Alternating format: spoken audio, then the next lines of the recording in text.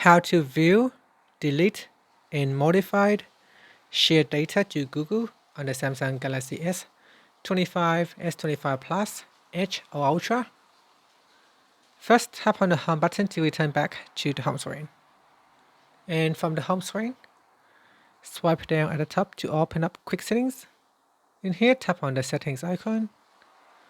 After that, we then scroll down to the bottom and tap on Developer Options. From here, scroll down.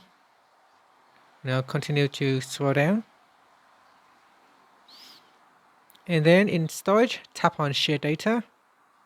From the list here, you can view the shared data and choose what you want to delete or modify. So here I can tap on that and then tap on Delete Shared Data. Then tap on OK. And that's it. Finally, tap on the Home button to return back to the home screen. Thank you for watching this video. If you found it helpful, please like and subscribe to my channel for more videos.